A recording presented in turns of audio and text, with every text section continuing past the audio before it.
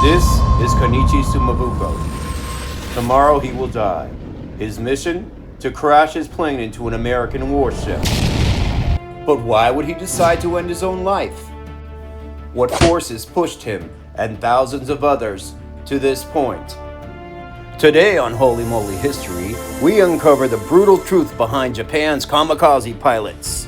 The manipulation, the pressure, and the impossible choices they had to make. So hit that like button, comment below, and tell me what stories from history we should uncover next. The manipulation started early, before most kids even knew what politics was. Every school day kicked off with a bow towards Tokyo. You weren't just saying good morning, you were pledging your soul to a photograph of the emperor. Textbooks didn't teach history, they preached destiny. And apparently, the world was waiting for Japan to liberate it. Then came the youth groups, marches, uniforms, speeches about purity and courage. You join one at 12, and by 16, you're halfway to a uniform that doesn't come off. At home, mom reminds you to make the emperor proud. Dad nods because questioning anything can land you on a list. The radio hums the same tune. Posters smile, the same smile, and the neighbors notice if you don't. That's not patriotism.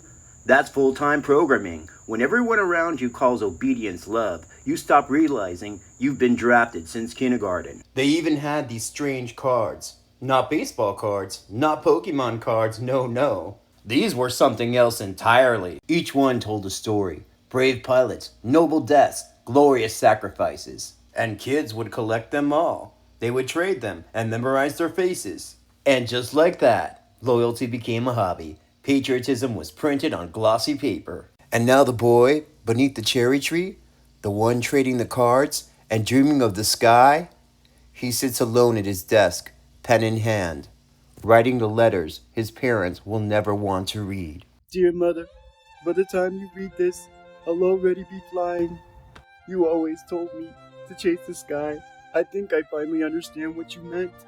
Only now the sky is chasing me back. They said that this is how we protected our families, that courage means never looking down. But I still remember your cooking, the smell of it, the sound of you calling me in from the yard. I can't forget those things, even if they said I should.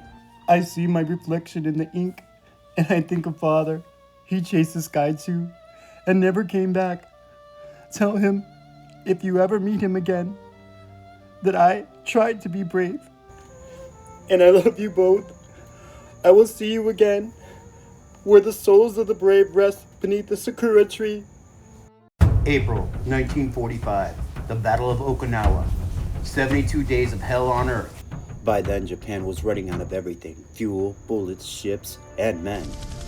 What they had left were boys, some barely out of school. And the illusion that dying beautiful was the same as victory. They called it Operation Kikusui, the floating chrysanthemum. Sounds gentle, right? But the chrysanthemum wasn't chosen for its petals. It was the imperial seal, the mark of the emperor. Wrap suicide in poetry, and you can convince a generation it's sacred. Between April and June, more than 1,900 kamikaze pilots took off towards the Allied fleet.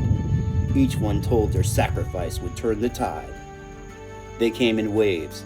10 separate mass attacks against the radar-covered skies and anti-aircraft guns that lit up the ocean like thunderstorms.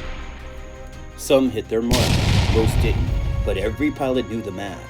Even one lucky strike could sink a destroyer, cripple a carrier, kill hundreds. That was the currency of despair. The Americans called it the bloodiest battle of the Pacific. Over 1,200 U.S. dead, more than 49,000 wounded. For Japan, the losses were catastrophic as well. Nearly 100,000 soldiers and almost a third of Okinawa civilians were caught in the crossfire. It wasn't a battle anymore. It was annihilation dressed up in a uniform. But what of Kenichi? There must be some peace of mind for dedicating my life to the Emperor. To be honest, I can't say that the wish to die for the Emperor is genuine, coming from my heart.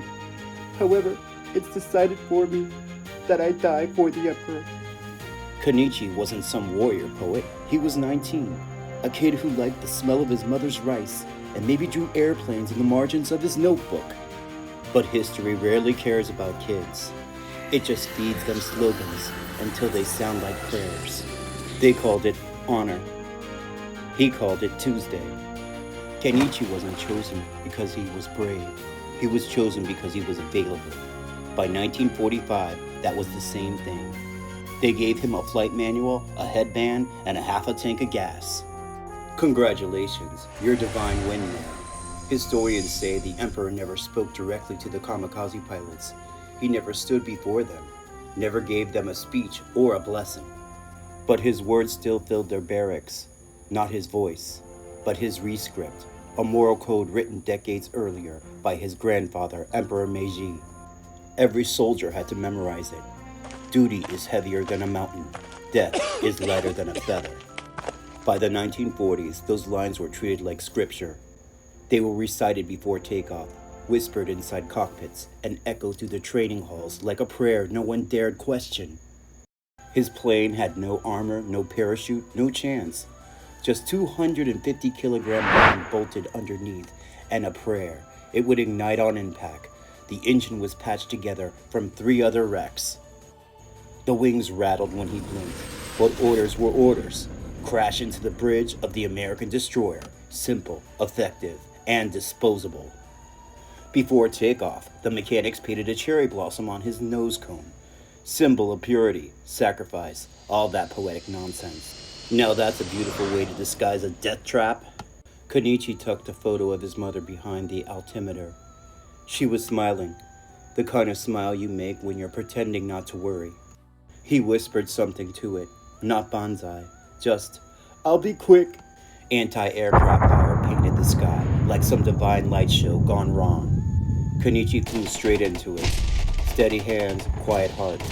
The radio cut out halfway there. Guess the gods didn't want to chat. He spotted the fleet, gray hulks on the horizon, bristling with guns. The sea was calm, always is before the end. He leveled the wings, exhaled, and smiled, not because he wanted to die, but because he ran out of options, or had none. They say the ship saw him coming. They always did, but sometimes even the gunners froze, watching a plane that refused to turn away.